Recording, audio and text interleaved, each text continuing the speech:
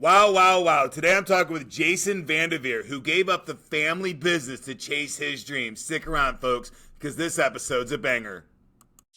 Welcome to Clicks and Bricks Podcast. We talk about the entrepreneur mindset. If you get one shot at this, what kind of shot are you going to take? If we forget who we are, they're going to forget who you are. You've got an adversity story that's out of this world. Everything from that Main Street brick and mortar to that billion-dollar manufacturer. Welcome back to Clicks and Bricks. I'm excited to have Jason VanDevere's with us today. How you doing, Jason? I'm doing great. Having a wonderful day. You are an author of a lot of different books, but they're all around creating situations to push the individual further. Is that correct? Yeah. Help somebody figure out what they want to do with their life and make it happen. Fantastic. You are the author of the Goal Crazy Planners and goalcrazyplanners.com, but you also have a new book out just recently, the hit #1 new seller, Dream Driven. Before we jump into the questions, can you just tell the audience a little bit about who you are, what possessed you to become an author, and what is Dream Driven? Yeah. So I'm going to go back to my entrepreneurial story. I started out working for my family. My dad is a car dealer in Akron, Ohio. So if you ever come here, you'll see our last name, VanDevere's, all over. They've got VanDevere's, Kia, Cadillac, Chevy. They've got 5 dealerships. So I was supposed to be the 4th generation to take over this portfolio of dealerships and be a car dealer. So I was working there for years, learning every department. So one day I could take this business over, and somewhere in there, I realized it wasn't what I wanted to do. I always wanted to start a business on my own. I was learning a ton at the dealership.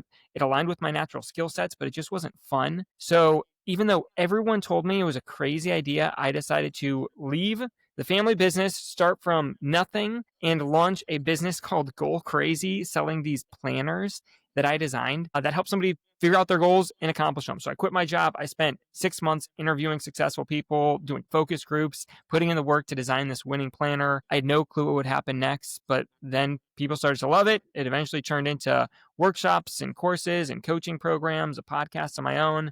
Most recently, this book. Somewhere in the middle of that, I've been buying rental properties. So I'm up to 34 apartments now. Hopefully I can keep momentum going there. But it's my highlight reel. Other than that, just figuring it out as I go. I've had plenty of things that I've done that haven't worked, but that's a little bit about me. Yeah, I like the concept of Goal Crazy Planners. Goals and me aren't something that line up very well. I like experience in life, right? That's my mantra is go out and experience life at your highest capability. But a lot of people need specific goals. And you're talking about not necessarily living your life to its fullest, but whenever you're trying to execute and get things done, goals are really important. But Dream Driven seems to be a little bit different. It seems to be more about finding your passion or trying to find alignment in what you're working on. Can you tell us a little bit more about that and what drove you to pushing that particular agenda? Yeah.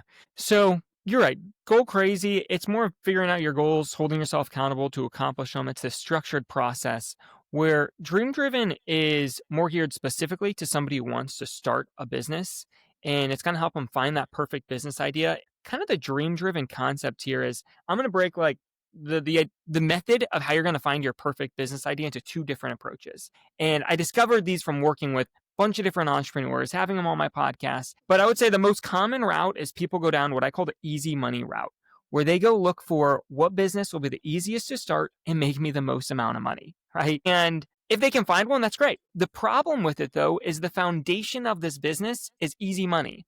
So if either of those components ever disappear, either the easy or the money part disappear, they quit.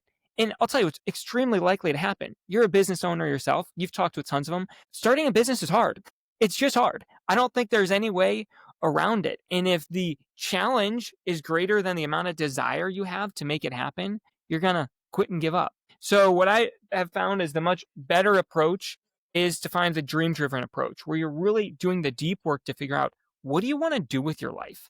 What's the dream that's going to light a fire inside of you? And then make your business that's going to align with that. Because then your desire should be so great that it's going to overcome those challenges that arise. It's rather than going out scouring the market for this perfect little widget to sell online, what if you scour your heart to find what's the business that'll light a fire inside of you? So this book will help you find that. Then it'll help you validate it with the marketplace and then get it launched, even if you have a budget, a small budget or a large budget. But small one too. I absolutely love it. It's very, very important. And, I'm a man that works 15 hours a day, 5 days a week. And the 2 days that, most people would take off, I'm still 5 to 6 hours on those days. But I do what I love. I do a Yeah. lot of different things, right? Today I have like 3 different passions in my life that I execute at a pretty high level. And people ask me all the time, how do you accomplish that? And I'm like, well, I just love the things that I'm doing, Mhm. right? So it's not a faction. It's not even a matter of getting up and not wanting to go to the office or go do something. I literally love the things that I get What to you go do. do every day. So it's really, really important. You can execute at a high level when you love what you're doing. But I want to go back for a second. Yeah. You're giving up a 4th generation business. Is that true? I am. Now, this is the great part. So my dad and my uncle are business partners in it. My dad has 6 kids and my uncle has 8 kids. Right Okay. now, there are other family members who are planning to go into the business. None from my family as of now. So I might be killing off the line from my dad, but we'll see. Maybe my brother will go into it. Yeah. But the business won't die because I walked away. Okay, good. I just turned down the opportunity. That was a pretty good opportunity to be a car dealer. Yeah, I want to dig into that for a second. 3% of businesses make it to 4th generation. 3. So that's Very. the chops to get a business off the ground and then to transition it from one generation to the next, to do that 4 times. A lot of times we're building these businesses for legacy so that we can hand them on to our children. I'm in the same boat. I've built businesses and my children don't want them.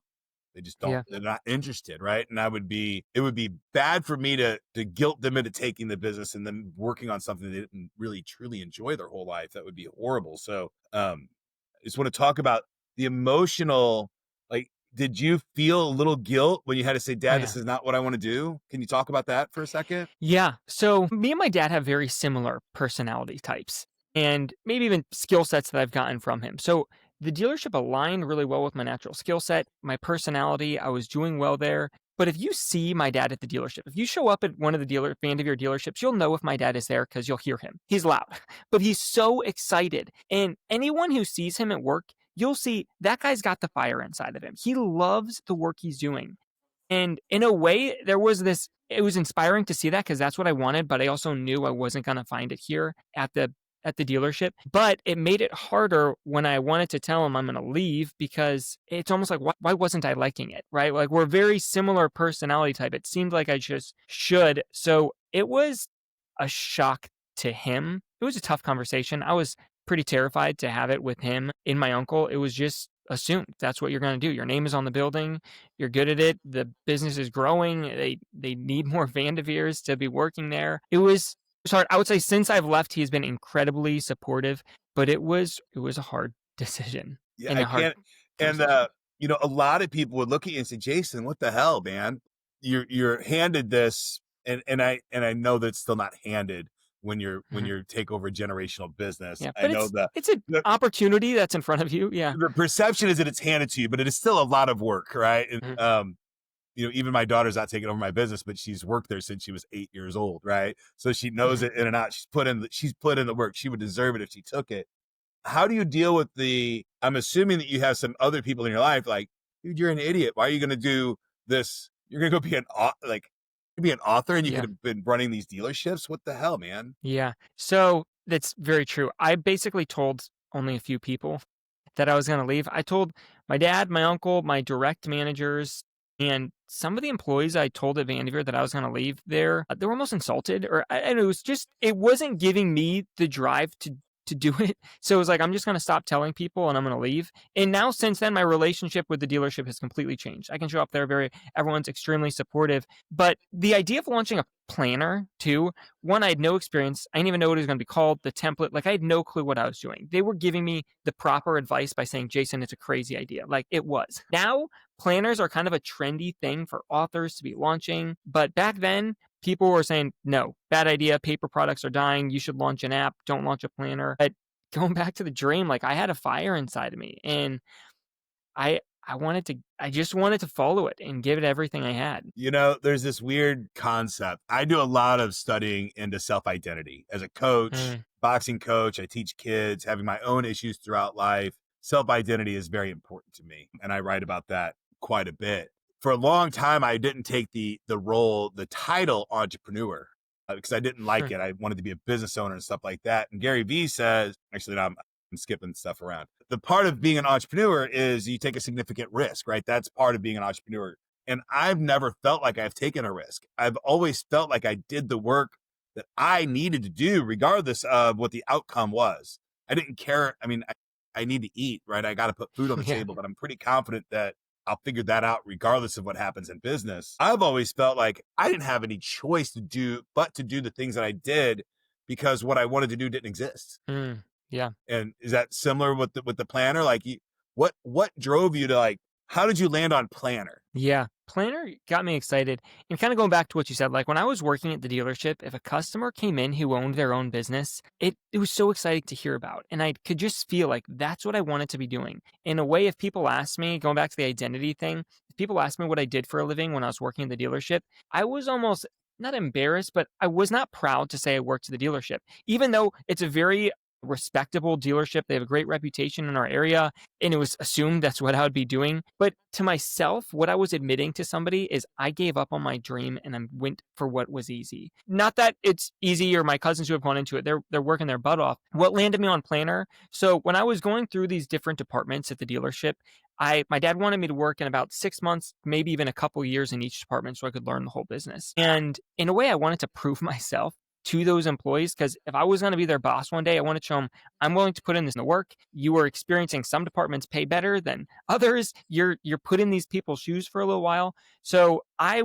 became pretty obsessed with planners and journaling. Once I got into a department, I had to learn what are the goals for this department, what are the successful behaviors I need to be doing every day that's going to make me succeed. And I kept reading these self-help books. They were giving me the formula that was working, but I just wanted a planner that put it all together.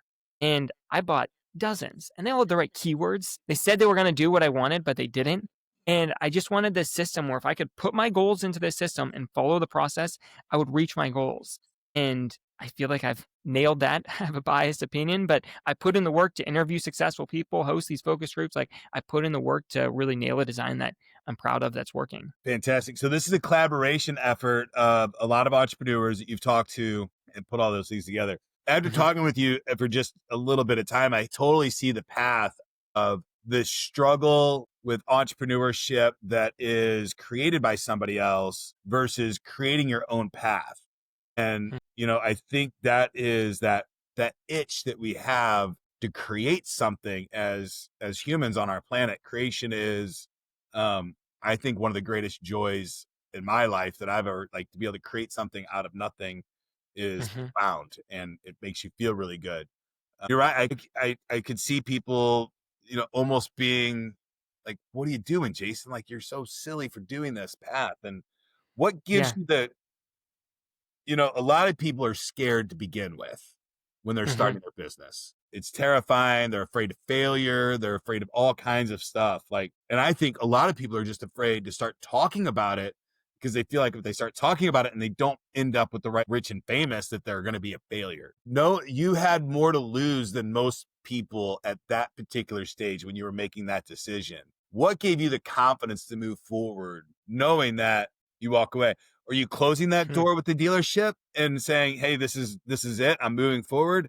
Is that bridge burnt, or is that something that you can fail back on if you needed to? Yeah, I mean, I left with no intention of ever coming back, but I bet you if I called my dad this afternoon wanting to come back, he would take me. So I had, in a way, have an opportunity that others didn't. I've got a pretty killer plan B option. If I fail, I can go be on the track to be a car dealer in a couple of years. But I think that most people, they might not have a dealership to go back to, but they do have a job.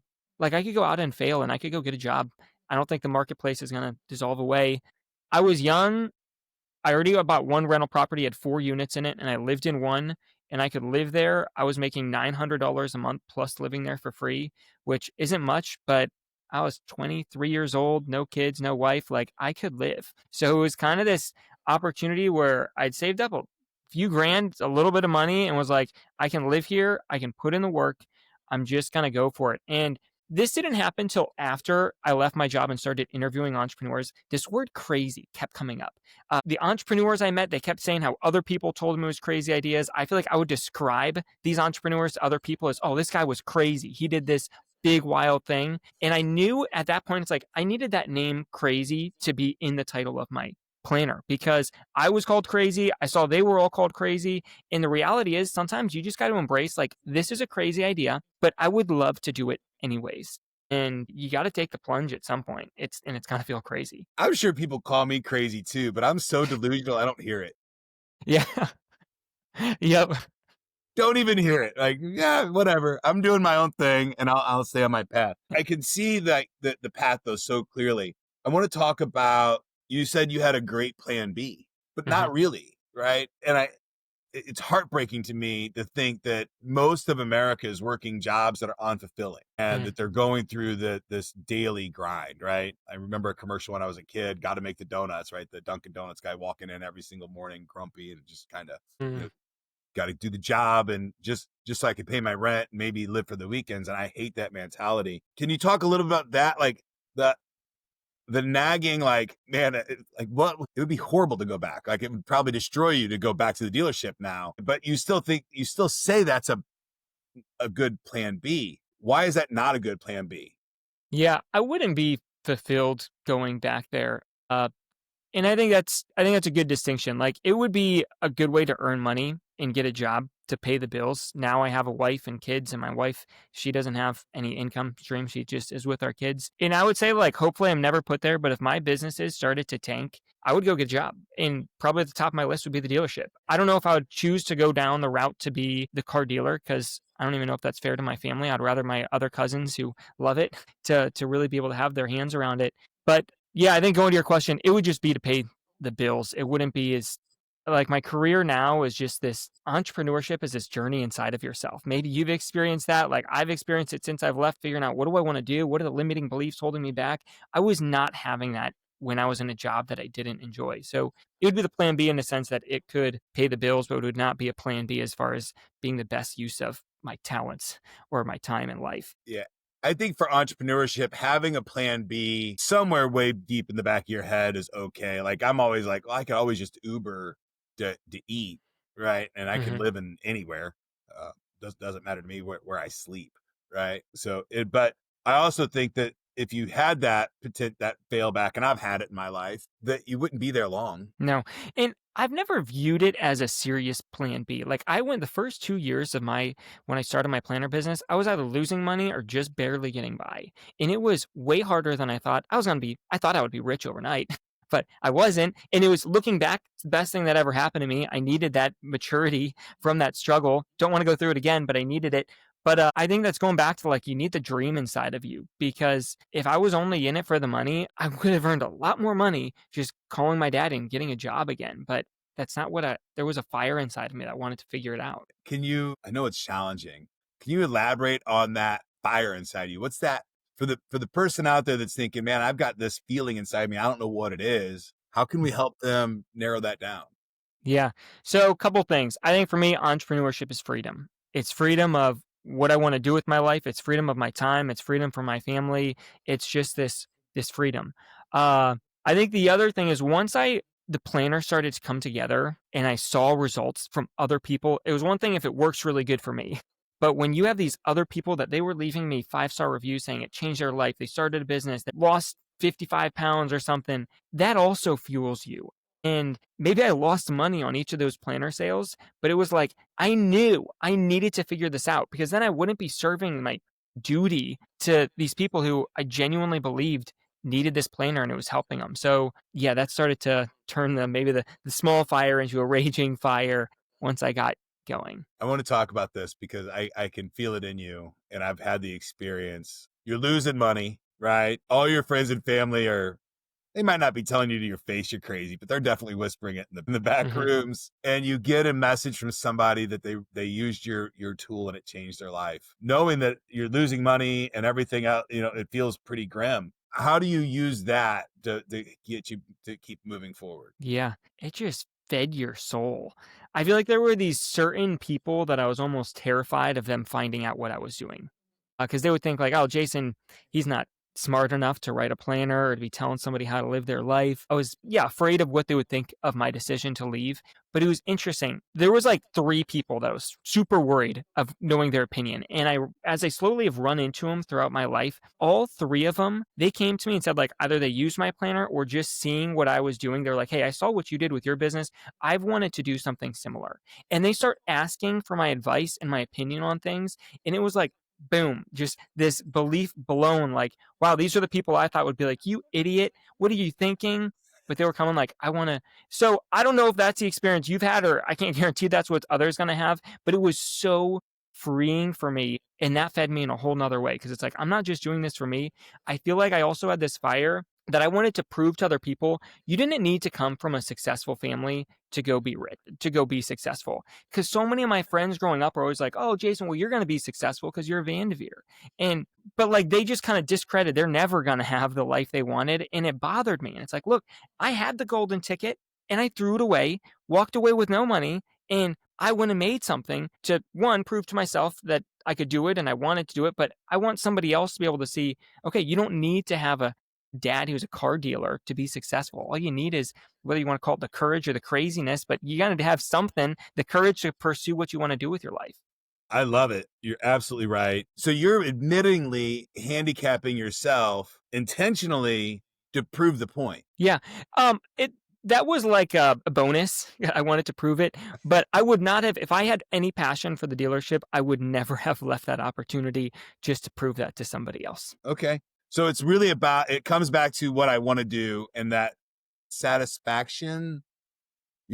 I've recently, I write a lot. I recently wrote a sentence, something like joy is the destination, right? That's kind of joyfulness is my destination, but you can't get there without satisfaction, right? And that's really what you're talking about, being satisfied for 8 hours of your day, right? Yeah. And then for the audience, I just want to let you know, if you've got a friend that's doing something that's out there, a little more challenging, or starting their business, the smallest bit of validation goes so far. Like it goes so far. And then, entrepreneurs are pretty good at just ignoring negative stuff. Yeah. Like we know we're not ignoring it. We know that it's all there, but hearing it doesn't help us, right? Hearing validation helps tremendously. It's a good thing. And it gives you a lot of energy. Yeah. And I think, like, to elaborate on that, because that was hard when I first left the dealership. When I was at the dealership, my achievements were so recognized and they were so public to the 400 plus employees that would see Jason VanDevere's doing well. But when you leave, no one knows. No one knows if you're doing anything well. So I would say, like, validation from others. But one of the routines that I'm in is every night I write down my accomplishments from the day. Every week, I write down what I accomplished the week. Every month, I have notebooks full of my accomplishments because I need to be acknowledging it for myself. Otherwise, all I do is focus on all the stuff I didn't do, and it brings me down. But now I've got, like, I'm pointing at, I've got shelves over here of journals full of my accomplishments, and that builds my confidence. Now, when I want to go accomplish something, I have a visual picture of, like, here's the thousands of things I've accomplished. I have so much more confidence to go out and do it rather than just keeping this collection in my head of, like, well, remember you tried to do this and you failed and you still haven't done this yet, right? I want to be collecting my accomplishments. Absolutely. It's something I tell my kids that I coach is, in the beginning, if you say you're going to do something, you have to do it. Because if you get in the habit of saying, hey, I'm going to do this and not doing it, one of our values is don't talk about it, be about it. That habit, it becomes a habit to talk about the things I'm going to do, but not actually do them. I'd rather do those actions and then talk about what I did. Yeah. It's way cooler to talk really about good. the things you did than the things you're going to do. Yeah. Jason, many entrepreneurs use digital tools. What do you believe is the advantage of a paper planner that digital tools still can't replicate? Yeah, I love that. So I still do use, like, a digital calendar for the meeting that we have here. I put those in there. But as far as keeping track of my goals and my daily to-do lists, one, it just works better for me. I think a drawback of digital tools is you're normally pulling it up on your phone, which your phone is like A+ distraction, right? Like you pull it up, oh, I'm going to do this real quick, and boom, notification. 20 minutes later, you're like, why did I open up my phone in the first place? And there's this unlimitedness to a digital, let's say, to-do list. You could put 100 things on there to do today. well, it's impossible to do them all. Versus if I have a paper planner that I have a 3-inch square to put my things for the day, if I can't fit it all in there, there's no way I'm going to be able to accomplish it for myself. So it helps hold me visually accountable. For me, I love the writing on pen and paper. If I write something down, I can remember it better. You tell me, hey, Jason, here's my phone number, and I write it at the top left of the page and underline it. I can see that in my head months later way better than like, I put it somewhere on a note on my computer. But I would say, like, I love the physical products. But I think at the end of the day, you need to find something that works for you. And if it's all digital, that's great. I think one of the biggest assets that I've been able to create with my planner for myself personally is I know that it works for me. So if you give me something to do, or if I think of this is something I want to do, I know if I put it in my planner, it's as good as done, because what I put in here gets done. And if you can find that confidence in a digital program, then use that, because I'd rather you have that than just be buying my planner. Awesome. I love it. It's I like breaking it down. I call that part of my day feeding the animals. Those little pieces of work that I have to do every single day. It's important stuff. And I agree with you. I want to talk about modalities for a second. As business leaders and entrepreneurs, if you're going down that path, also something that Jason's talking about is doing things in different modalities. If you think it in your head and you type it out, that's one modality. There's two different modalities, but then when you handwrite it out, that's another. And the more modalities that you can stack on a certain task, the more ingrained it becomes in you. One of the things that I've been doing is I've been making little memes for things that I like to do or want to do, or stuff like that. And then it's a visual trigger for me to actually to remember it. Yeah. Everybody thinks and acts differently. Yeah. And I think that's a great point, because it's kind of like it's a different perspective on thoughts, because lots of it's you have to get this stuff out of your head somewhere we can do something with it. I know you've written books. I've written this book. There were certain times where I needed to figure out a structure to a chapter or whatnot. And sometimes what was most helpful was a pen and paper. Sometimes it was putting it on Post-its and rearranging them. Sometimes it was being able to have it on a desktop screen where I could rearrange it there.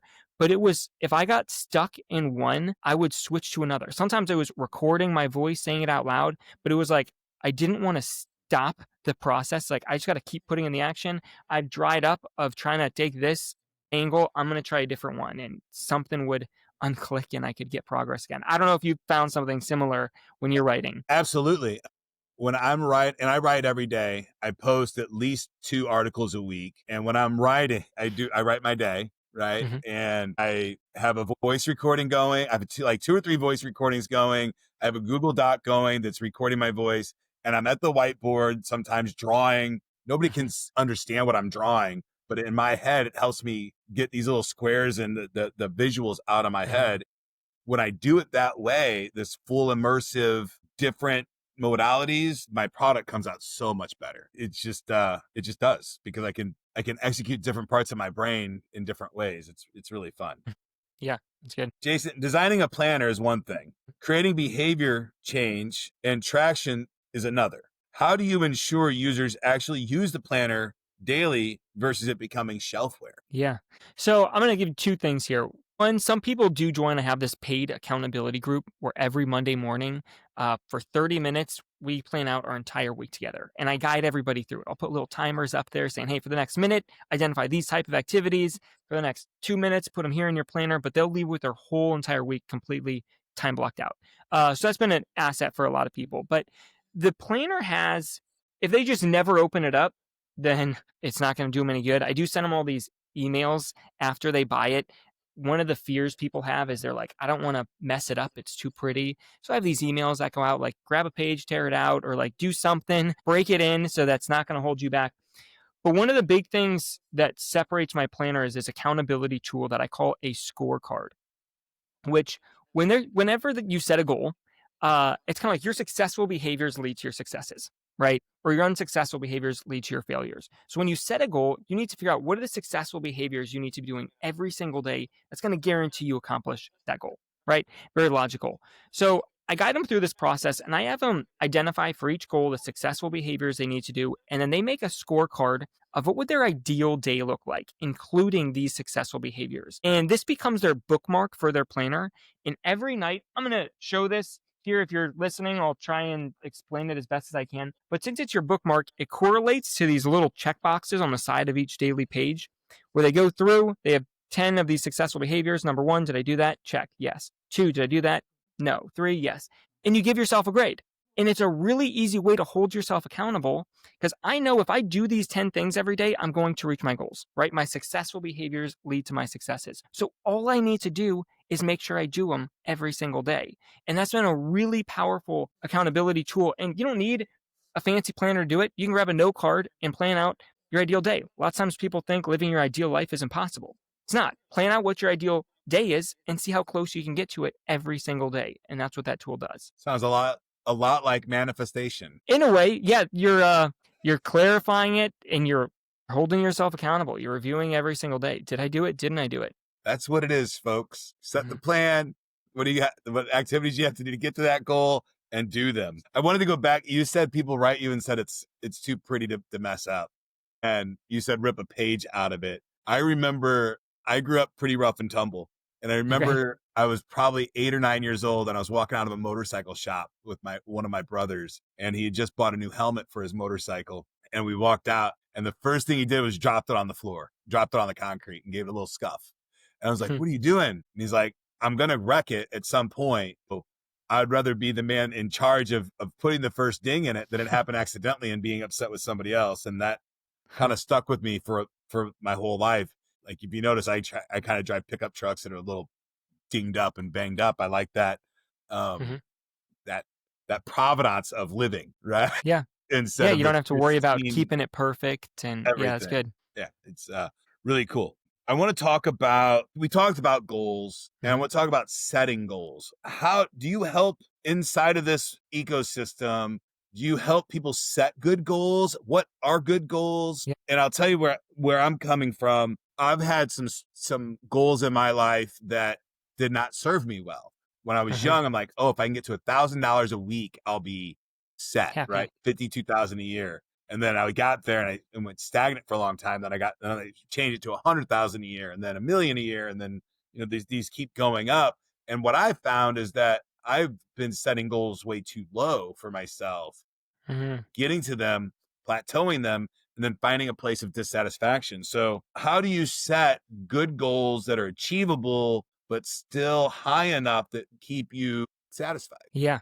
Okay, so I'm going to have a couple things here, but first I want to differentiate the difference between dreams and goals and how they work together. So goals, they should be something that's within realistic. It's somewhat realistic, right? You can attain it. It's time bound. You have a limit. Here's when I want to accomplish it by. Now, dreams, on the other hand, when we're dreaming of doing something, it doesn't have to be realistic at all. If I'm encouraging someone to dream, it's like, just ask yourself, what would you love to do without limits? And they're not things you necessarily will do. It could be as unrealistic as owning a house in every single state to as realistic as owning your first house. I just want somebody to dream without limits of the type of life that they want. And I personally take 10 minutes every day and do this. I put on some music that uplifts me. I pace around in my basement and I simply dream about my life that I want. People think it's crazy, but most people spend time doing the exact opposite. They worry without limits of all the worst case scenarios that can happen. So just tweak that. But once you have dreams, you can have meaningful goals because you can set goals that aim at those dreams of the things you really want to do with your life. If you don't have dreams, though, you can still have goals, but they're not aiming at anything because they're not trying to reach something bigger than themselves. Like you can go out and set a goal to do anything. You could set a goal to write a pop-up book about penguins, right? And you could make a plan and do it. But if it's not aiming at a dream of yours, I'll tell you it's a complete waste of time. So if you don't have dreams, you can't have meaningful goals. And when you don't have meaningful goals, you end up in this place in life that I call survival mode, where all you're doing is you're trying to stay afloat. You're just trying to survive. And when you can dream, now you can have these meaningful goals and your life is going to be filled with purpose. So I would say to answer your question, I think the first thing is you need to have these dreams of what you really want to do with your life without limits. It's going to help stretch your thinking of what you're capable of. It's going to get you very clear on what you want to do. And the clearer you can get on what you want to do and how that's going to change your life, it's going to give you more motivation to do it. I had the confidence to leave my family's car dealership because I was so clear on what I wanted to do and the type of life that it would provide me for, that the financial opportunity being a car dealer offered was negligent. It was like, nope, this is what I want to do. But if I wasn't dreaming every day about it, there's no way I would have ever done it because I just would have stayed in survival mode and I could survive a very healthy lifestyle with cars. Second thing is I work with people both in my book and in my planner. It starts with dreams. Then we form these long-term goals. I'm going to give you, this is going to be a long answer to your question. Hopefully someone can piece this all together here. But long-term goals, people will answer questions like 3 years from now, my age will be, my life will look like, or 10 years from now, my age will be, my life will look like. After they do that, going to your point about how big do you aim, I help people, I want them to set what I call a breakthrough goal every year. A goal that is so big for that year that they can't achieve it. It's outside of what they're currently capable of doing. So that the only way they can achieve that goal is if they force themselves to improve. Maybe you've read Tony Robbins' books. One of the quotes I love of his is, it's not about the goal, it's about growing to become the person who can achieve the goal. Your goal for the year should be outside what you're currently capable of. If you can already accomplish the goal, it's not a goal. It's a to-do list item. Get it done. Your goal should stretch you and force a better version of you to break free and live, is where I'd go. So hopefully you found an answer somewhere in there, but topic that I do really enjoy talking about. I like the concept of dreams versus goals and setting those, and then long-term and short-term goals, right? I personally don't like the term goals. I like milestones. Like, my goal is to die happy. That's die without regret. That's my end goal. So in between there, milestones. Yeah, and I think that goes back to the dream. It's like, if you have this dream life, then each one of these goals that you're achieving, they are just a milestone because it's working you towards this dream life. And I want to add one last thing in here, because I know lots of the people who are listening to this are entrepreneurs. I think a mistake that entrepreneurs make when they're setting goals is they set all these goals for just their business. And look, that's great. Or maybe they're wanting to start a business and they set this goal, I want to start a business. The problem with that is then they succeed and their business completely overtakes their life. I am always telling entrepreneurs, your business should be the means, it should not be the end.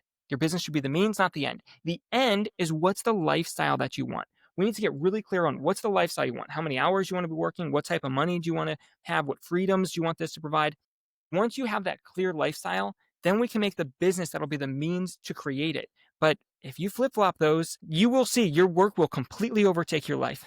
You'll have a business, but then you'll be trying to unravel yourself from it. And if you want to be working a ton of hours, then great, you did it. But if you want a business that can only operate on 30 hours a week, well, shoot, we got to make that is the goal that we're after. The business should only be the means to create it for you. For me, I like a lot of movement. I like a lot of things, and I like doing different stuff. So I do this intentionally, right? And I have 3 different things that I run pretty regularly.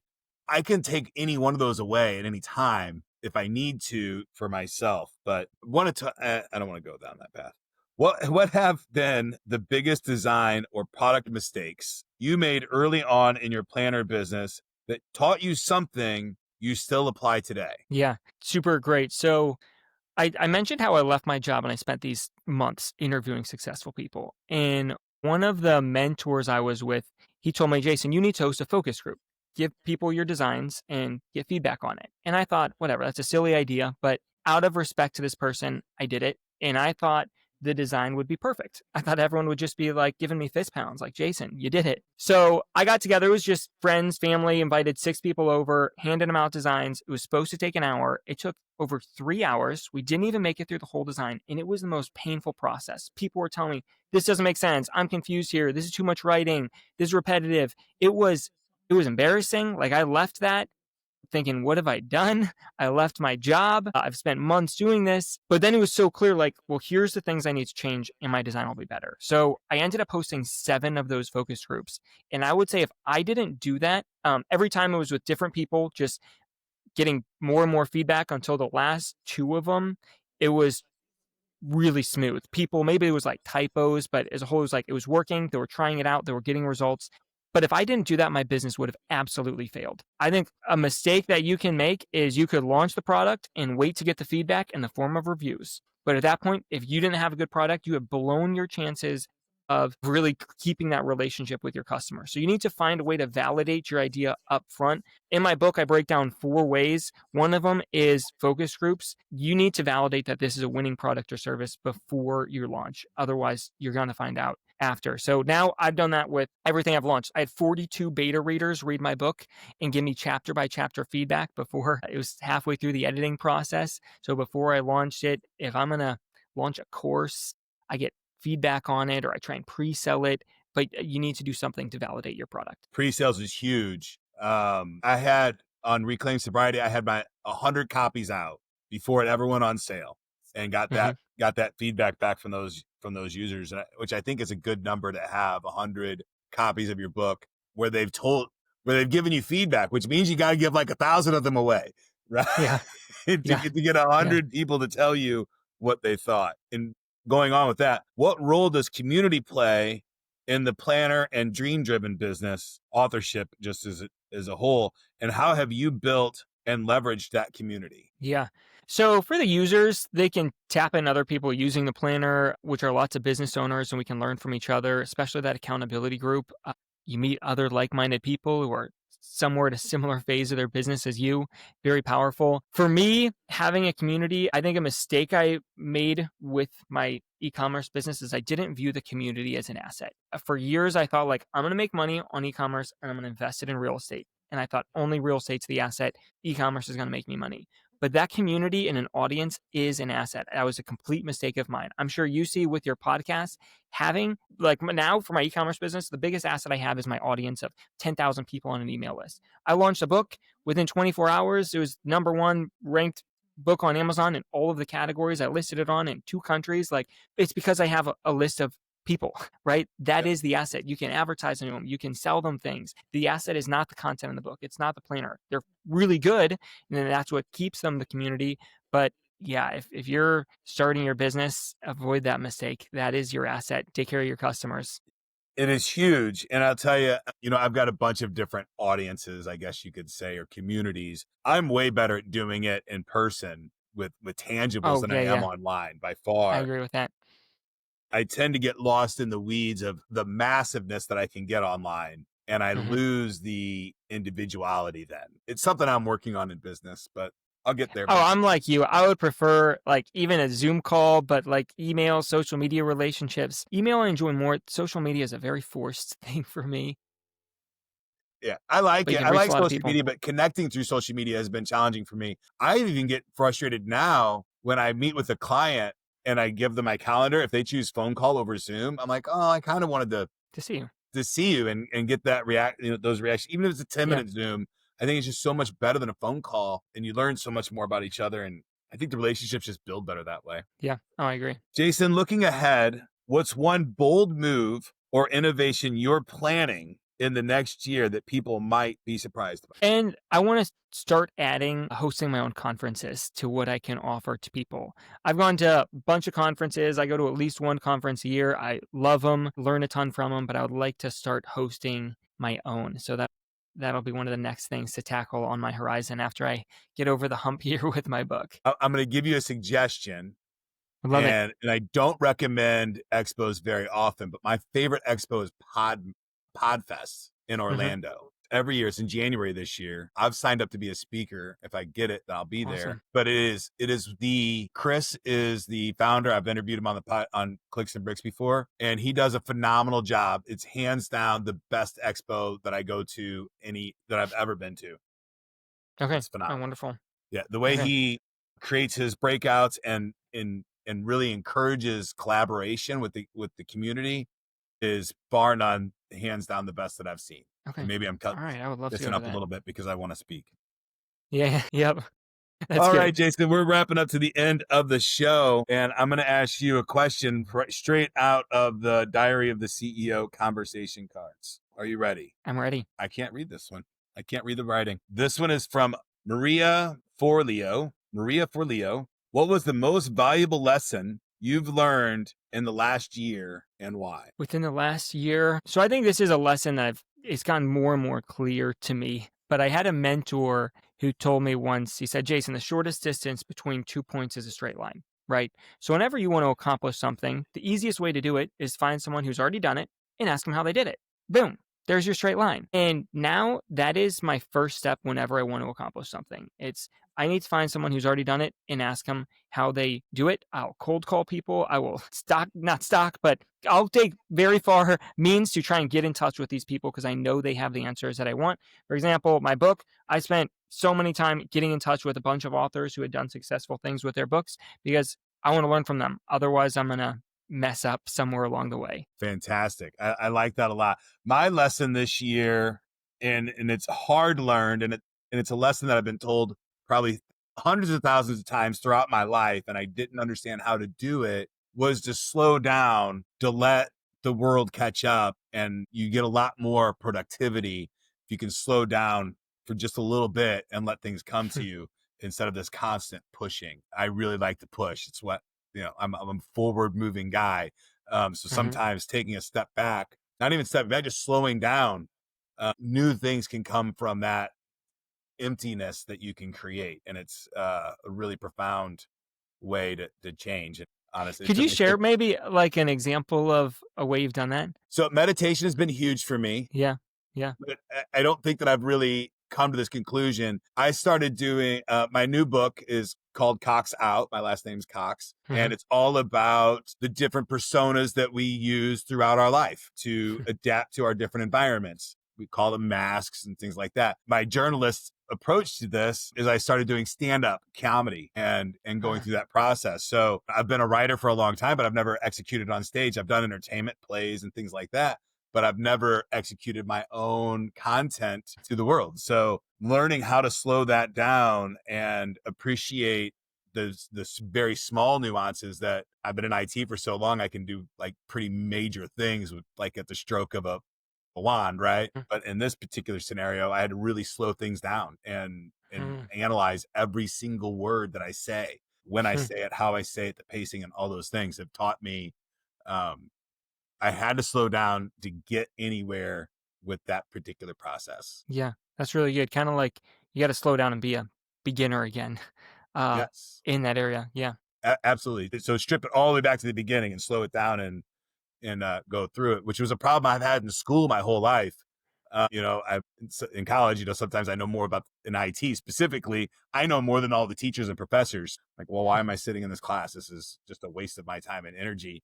So I'm starting to learn that sometimes that time and energy, you can find some neat little nuggets in there. So Yeah, that's it. good. And if you're out there and if you learned anything spectacular this year that you want to share with the audience, please leave that in the comments. Jason, if somebody wanted to get in contact with you, read your books, join your groups, how would they find you? Yeah. So my book is on Amazon. If you search Dream Driven or my name, Jason VanDevere, it'll pop up, light blue cover with a yellow light bulb on it. Otherwise, my website is goalcrazy.com. And that's goal crazy like a soccer goal, GOAL. Don't go crazy, goal crazy. So they can reach out to me there. They can see products, courses, different things that I have available. My own podcast on that site as well. So I would love to talk to somebody if I can help them. Awesome. Jason, thank you so much for your time today. I appreciate you. Yeah, thanks for having me. This has been fun.